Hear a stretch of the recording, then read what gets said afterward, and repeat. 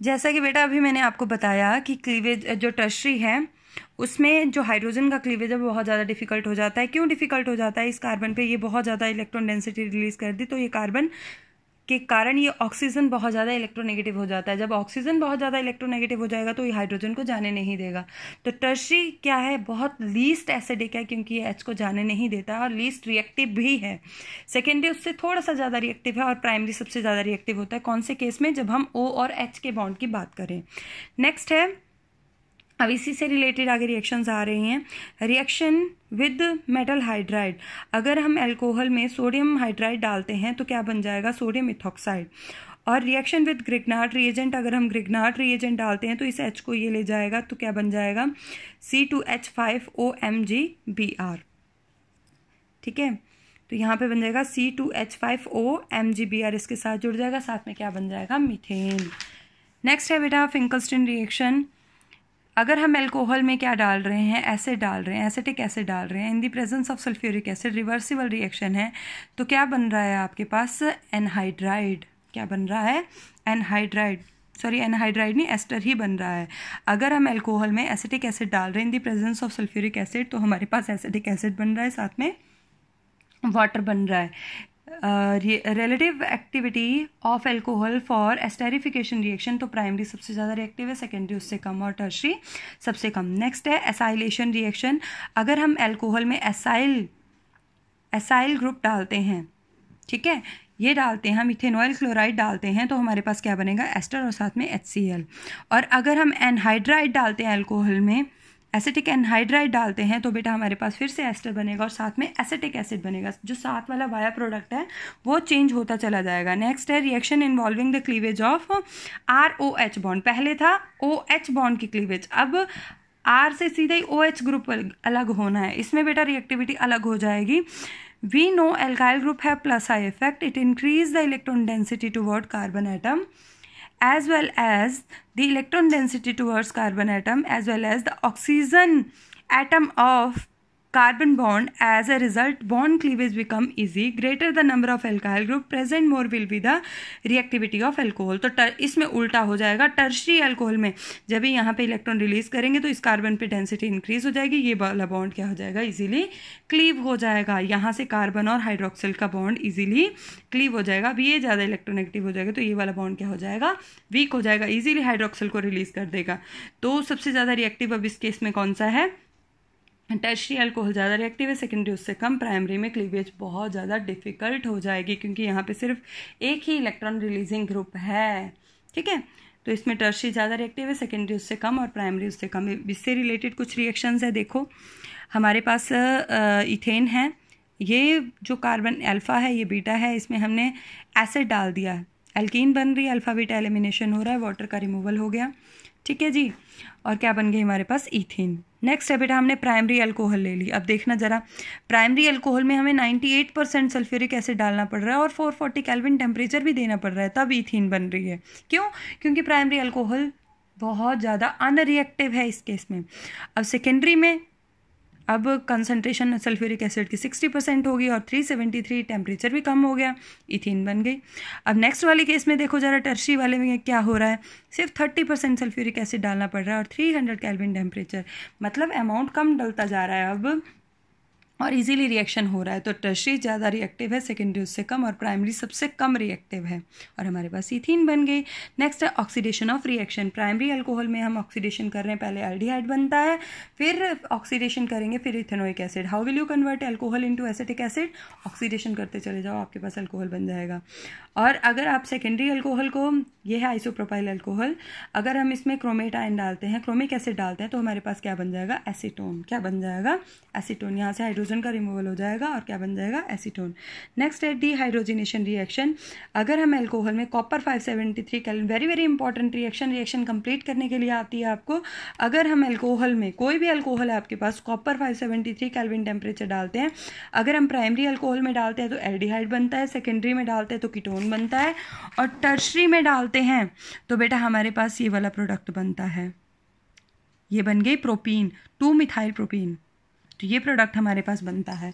ठीक है, तो याद रखना, प्राइमरी में एल्डिहाइड, सेकेंडरी में कीटोन और टर्शरी में एल्कीन बनेगी। टर्शियरी में क्या बनेगी, एल्केन। तो नेक्स्ट है डिटेक्शन ऑफ प्राइमरी सेकेंडरी और टर्शियरी अल्कोहल। अब कहते हैं मान लो हमने अल्कोहल बनानी है, प्राइमरी सेकेंडरी टर्शियरी, हमें कैसे पता चलेगा? हमने अल्कोहल बनाई, तीनों अल्कोहल बनती है, प्राइमरी भी बनती है, सेकेंडरी भी बनती है, टर्शियरी बनती है। अब हमें कैसे पता चलेगा कि प्राइमरी कौन सी, सेकेंडरी? क्योंकि रंग तो डिफरेंट नहीं होते, रंग तो सेम होते हैं। कैसे पता चलेगा? देखो, इसके लिए सबसे पहला टेस्ट है विक्टरमेयर टेस्ट। इसमें हम क्या करते हैं कि when alcohol is first converted to alkyl iodide by reacting with, तो सबसे पहले हमने अल्कोहल में सभी में प्राइमरी, सेकेंडरी और टर्शियरी तीनों अल्कोहल ले ली, ठीक है। हमें नहीं पता कौन सी है, हम टेस्ट कर रहे हैं। हमारे पास 3 डिफरेंट ट्रांसपेरेंट सॉल्यूशन है, हमने चेक करना है कि प्राइमरी कौन सा, सेकेंडरी कौन सा, टर्शियरी कौन सा है। तीनों में हमने सेम सॉल्यूशन डाल दिया, कौन सा, आयोडीन सॉल्यूशन या फिर फॉस्फोरस और आयोडीन सॉल्यूशन हमने डाल दिया। आयोडीन एक ग्रुप बन गया हमारे पास। उसके बाद तीनों में हमने सिल्वर नाइट्रेट डाल दिया, फिर हमारे पास एक एडिशनल प्रोडक्ट बना, ठीक है। इसमें आर के साथ ये प्रोडक्ट बन गया। फिर से हमने उसमें क्या डाल दिया, नाइट्रस एसिड। जैसे हम नाइट्रस एसिड डालेंगे, यहाँ पे नाइट्रोलिक एसिड बन जाएगा, यहाँ सूडोनाइट्रोल बन जाएगा, और लास्ट वाले में रिएक्शन नहीं होगी। जिसमें रिएक्शन नहीं होगी, कलरलेस हो जाएगा, ठीक है। वो कौन सी अल्कोहल है? वो टर्शियरी अल्कोहल है। जिसमें कलरलेस हो जाएगा, जिसमें कोई रिएक्शन नहीं होगी नाइट्रस एसिड डालने पे, वो टर्शियरी अल्कोहल है। जिसमें सूडोनाइट्रोल बनेगा और ब्लू कलर आ जाएगा KOH डालने पे, वो कौन सा है? सेकेंडरी अल्कोहल है। और जिसमें पोटेशियम हाइड्रोक्साइड डालने पे ब्लड रेड कलर आ जाएगा, वो प्राइमरी अल्कोहल है। तो ये विक्टरमेयर टेस्ट वेरी वेरी इंपॉर्टेंट है। नेक्स्ट है ल्यूकास टेस्ट। ये भी बहुत इंपॉर्टेंट है प्राइमरी, सेकेंडरी और टर्शियरी अल्कोहल के बारे में पता लगाने के लिए हम ये वाला टेस्ट करते हैं। Turbidity appears immediately then alcohol is tertiary. अगर तो एकदम से टर्बिडिटी आ जाती है, ठीक है, तो वो कौन सी अल्कोहल है? टर्शियरी अल्कोहल है। अगर turbidity appear some time then alcohol is secondary. In case turbidity appear on heating alcohol then alcohol कौन सी है? प्राइमरी। ये ल्यूकास टेस्ट आपने फर्स्ट चैप्टर में किया है, हेलो एल्केन और हेलो एरीन में, जहाँ पे आपने एनहाइड्रस जिंक क्लोराइड डाला था। ल्यूकास रिएजेंट भी बोलते हैं एनहाइड्रस जिंक क्लोराइड को, HCl के साथ डालते हैं। तब एनहाइड्रस जिंक क्लोराइड हमें प्राइमरी में डालना पड़ता है, सेकेंडरी में डालना पड़ता है, बट टर्शियरी में हमें नहीं डालना पड़ता है। टर्शियरी इमीडिएटली बन जाता है। तो अगर इमीडिएटली टर्बिडिटी अपीयर होती है तो टर्शियरी है, अगर थोड़ा टाइम के बाद होती है तो सेकेंडरी, अगर अपीयर ही नहीं होती है, ऑन हीटिंग अपीयर होती है, तो वो प्राइमरी अल्कोहल है। नेक्स्ट है इंटर कन्वर्जन ऑफ अल्कोहल्स। ये बहुत ज़्यादा इंपॉर्टेंट है बेटा। How will you convert methyl alcohol into ethyl alcohol? Lower से आपने हायर में कन्वर्ट करना है, तो सबसे पहला काम क्या करोगे, उसमें HI डालोगे, ठीक है, मिथाइल आयोडाइड बन गया। फिर उसमें KCN डालेंगे। KCN डालने से क्या होगा, KI को ले जाएगा, CN जुड़ जाएगा इसके साथ, कार्बन और नाइट्रोजन, कार्बन बढ़ गया एक, नाइट्रोजन आ गया। अब इसमें रिडक्शन कर देंगे in the presence of sodium और अल्कोहल, आपके पास क्या प्रोडक्ट बन जाएगा, इथाइल एमीन। अब इसमें नाइट्रस एसिड डालेंगे, आपके पास क्या बन जाएगा, इथाइल अल्कोहल। अगर इथाइल एमीन को अल्कोहल में कन्वर्ट करना है तो उसमें नाइट्रस एसिड डालना पड़ेगा। इसी तरह से इथाइल अल्कोहल को कन्वर्ट करना, सेम प्रोसीजर होगा। एक कार्बन यहाँ साइनाइड की वजह से इंक्रीज हो जाएगा, रिडक्शन कर देंगे, CH2 NH2, एक 2 हाइड्रोजन इधर ऐड हो गए, 2 इधर ऐड हो गए, CH2 NH2 हो गया, नाइट्रस एसिड डालेंगे।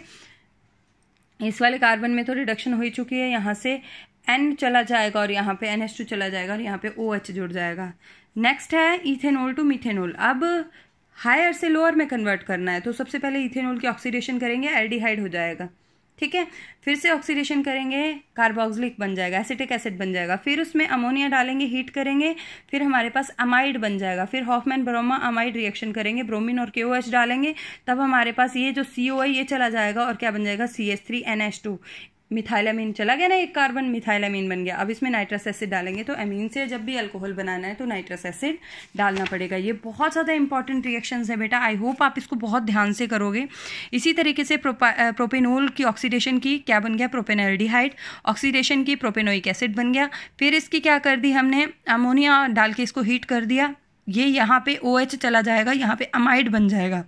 फिर ब्रोमीन और KOH डाल के हॉफमैन ब्रोमामाइड रिएक्शन बोलते हैं इसको। जब हम अमाइड में ब्रोमीन और KOH डालते हैं तो CH3 CH2 NH2 बन गया, ठीक है। यहाँ पे देखो ये CO चला जाएगा।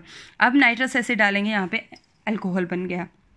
इसी तरीके से ग्रिग्नार्ड रिएजेंट से भी आप कर सकते हो।